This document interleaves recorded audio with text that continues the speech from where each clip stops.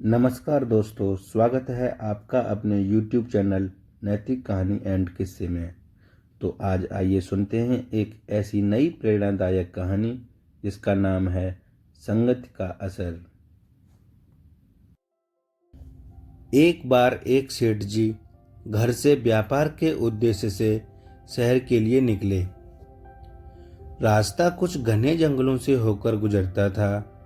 घने जंगल होने के कारण सेठ जी रास्ता भटक गए और रास्ता भटक जाने से वे धीरे धीरे घनघोर जंगल में प्रवेश करते गए। अभी कुछ ही दूर गए थे कि उन्हें कुछ सरसराहट की आवाज सुनाई दी। उन्हें शंका हुई कि झाड़ी के पीछे कोई छिपा है। शंका दूर करने के लिए सेठ जी झाड़ी की तरफ आगे बढ़ने लगे। जैसे ही वे उसके पास पहुंचे कि पास के पेड़ पर बैठा तोता बोल पड़ा, एक सेठ आ रहा है, इसके पास बहुत सारा धन है, पकड़ो पकड़ो, लूटो लूटो, जल्दी आओ जल्दी आओ। तोते की आवाज सुनकर सभी डाकू सेठ जी की ओर दौड़ पड़े। डाकुओं को अपनी ओर आते देखकर सेठ जी अपनी जान व माल की सुरक्षा हेतु दौड़कर भाग खड़े हुए। भागते भागते काफी दूर निकल आए। कुछ देर सुस्ताने के लिए पास ही में दिखाई दे रहे एक बड़े पेड़ की तरफ चल दिए। जैसे ही पेड़ के पास पहुंचे कि उस पेड़ पर बैठा तोता बोल पड़ा, आओ सेठ जी, हमारे साधु महात्मा की कुटी में आपका स्वागत है। अंदर आइए, पानी पीजिए और विश्राम कर लीजिए। तोते की बात को सुनकर सेठ जी हैरत में पड़ गए और सोचने लगे कि एक ही जाति के दो प्राणियों का व्यवहार इतना अलग अलग कैसे हो सकता है। सेठ जी को कुछ समझ नहीं आ रहा था। वह तोते की बात मानकर अंदर साधु की कुटिया की ओर चले गए। साधु महात्मा को प्रणाम कर उनके समीप बैठ गए और अपनी सारी कहानी सुनाई और फिर धीरे से पूछा, ऋषिवर, इन दोनों तोतों के व्यवहार में आखिर इतना अंतर क्यों है?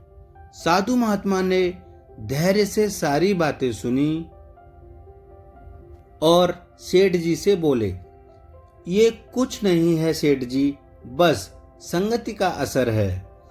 डाकुओं के साथ रहकर तोता भी डाकुओं की तरह व्यवहार करने लगा है और उनकी ही भाषा बोलने लगा है, और मेरी कुटिया के पास रहकर यह तोता मेरी भाषा बोलने लगा है। अर्थात जो जिस वातावरण में रहता है वह वैसा ही बन जाता है। कहने का तात्पर्य यह है कि मूर्ख भी विद्वानों के साथ रहकर विद्वान बन जाता है, और अगर विद्वान भी मूर्खों की संगति में रहता है तो उसके अंदर भी मूर्खता आ जाती है। इसलिए हमें संगत सोच समझकर करनी चाहिए, क्योंकि बुरे लोगों का साथ सदैव मीठे जहर की तरह होता है, जो शुरू में मीठा तो लगता है लेकिन अंत में हमारे लिए जानलेवा साबित होता है। जैसे मंथरा की संगति ने कैकेयी को हमेशा के लिए बदनाम कर दिया, वैसे ही सज्जनों की संगति के कारण विभीषण का उद्धार हो गया। हम जैसे लोगों के साथ अपना समय बिताते हैं, हमारी वैसी ही गति होती है। तो कहा गया है दोस्तों, जैसी संगति वैसी गति। तो दोस्तों, मेरे द्वारा सुनाई गई ये कहानी अगर आपको पसंद आई हो तो वीडियो को लाइक करें, शेयर करें और चैनल को सब्सक्राइब करें।